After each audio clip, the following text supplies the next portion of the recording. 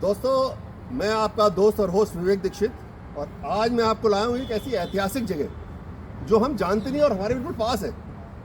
आज मैं आपको लेके आया हूँ, मक्कनपुर एक एरिया है, इंदिरापुरम में है, दिल्ली के बिल्कुल पास।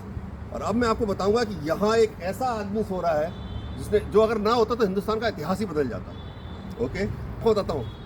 ये सन 1539 की बात है, जब इब्राहिम लोदी से शेर शाह सूरी से लड़ाई हुई हुमायूं की, और हुमायूं इस लड़ाई को हार गया। जब हुमायूं इस लड़ाई को हार गया तो वो वहाँ से भागने लगा।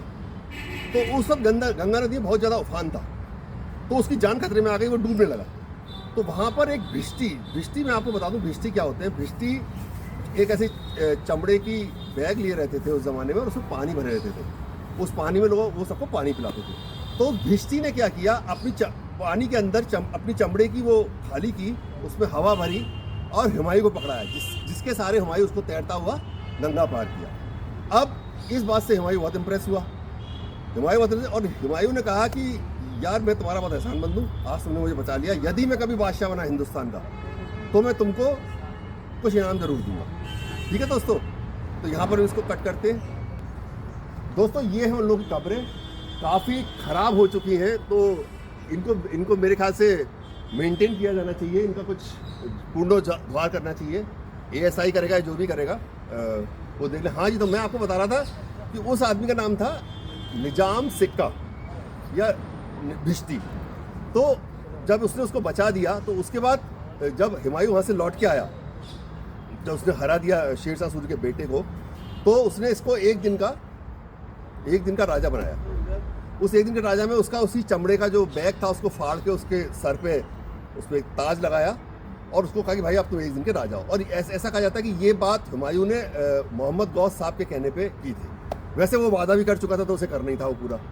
तो वो बड़ा खुश हुए, ये मेरे को मैं राजा बन गया। तो उन्होंने चमड़े के सिक्के चलवाए, पहली बार हिंदुस्तान की उसमें पहले चमड़े के सिक्के चलवाए।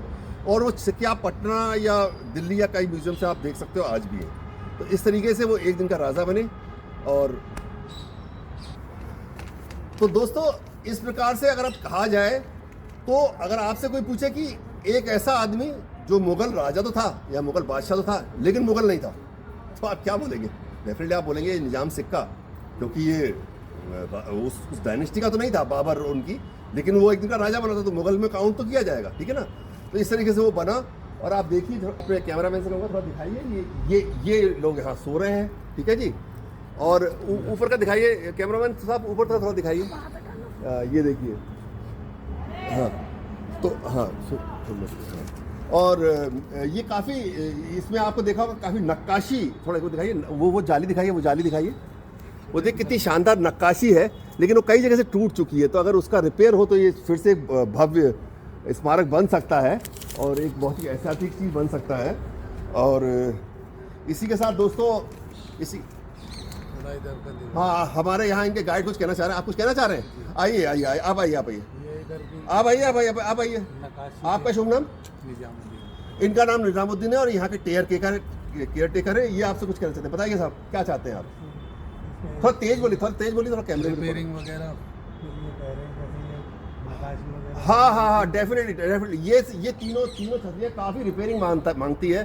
तो आइंदा ये जो वीडियो जिसके पास भी पहुँचे, तो वो इस पर थोड़ा ध्यान दे। जो भी सरकारी एजेंसी होती है, वो अगर इस पर थोड़ा ध्यान दे तो ये फिर से प्रिजर्व हो सकती हैं। और ये सब ऐतिहासिक इमारतें हैं। और ठीक है, काफ़ी हमारा शहरीकरण हो चुका है, इसलिए आसपास की बिल्डिंगें तो आप देख ही रहे होंगे उस दबाव में। लेकिन ये मैं बड़ी तारीफ करूँगा इन लोगों की कि इन लोगों ने इतने एरिया को काफ़ी सुरक्षित रखा हुआ है और उसको प्रिजर्व किया हुआ है। और ये इनकी थोड़ी सी भावनाएं भी इस एरिया से जुड़ी है, क्योंकि यहाँ पर डेफिनेटली इन लोगों के पूर्वज जो है यहीं सो रहे हैं, कब्र गाँव में। तो इसी के साथ दोस्तों, यदि आपको मेरा वीडियो पसंद आए तो आप कमेंट कीजिएगा और मुझे लाइक कीजिएगा। Thank you very much. इसी टाइप की वीडियोज़ मैं और लाता रहूँगा। Thank you very much. आप देख रहे हैं कि मैं दूसरी साइड छतरी का आ चुका हूँ, और मैं अपने कैमरामैन साहब से कहूँगा कि थोड़ा सा दिखाएं, इधर भी जो थोड़ा सा डैमेज है वो दिखाएं। तो आप ये कह सकते हैं, यहाँ एक चौसा की लड़ाई का रियल हीरो जो है यहाँ सो रहा है। और इनका जो कोरोनेशन हुआ था वो सुनते आगरा में हुआ था। ये था लगभग 14 दिसंबर 1555। ठीक है जी। और मैंने आपको पहले बता चुका कि वो गौस साहब के कहने पे हुआ था। वैसे भी हुमायूं इस बात की कमिटमेंट कर चुके थे, तो उनको तो ये करना ही था। तो आप देख सकते हैं कि कितनी आप इसको देख सकते हैं कि मतलब कितना ऐसी चीज़ें हमारे आसपास रहती हैं जो हमको मालूम भी नहीं रहती है, और वो होती हैं, लेकिन और वो अपना एक अमिट छाप हमेशा इतिहास में छोड़ जाती हैं। तो अगर अगर कोई आपसे पूछे कि एक ऐसा मुग़ल राजा या बादशाह जो मुग़ल नहीं था, तो डेफिनेटली निज़ाम सिक्का जी हैं, ठीक है। और अगर एक मिनट के लिए ये सोचिए कि अगर वो हुमायूं को नहीं बचाते फिर क्या होता।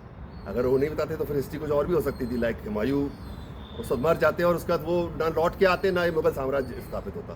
तो एनीवे ये तो कयास आदमी लगाता ही रहता है। तो ये आप देखिए ये चीज़ है। Thank you very much.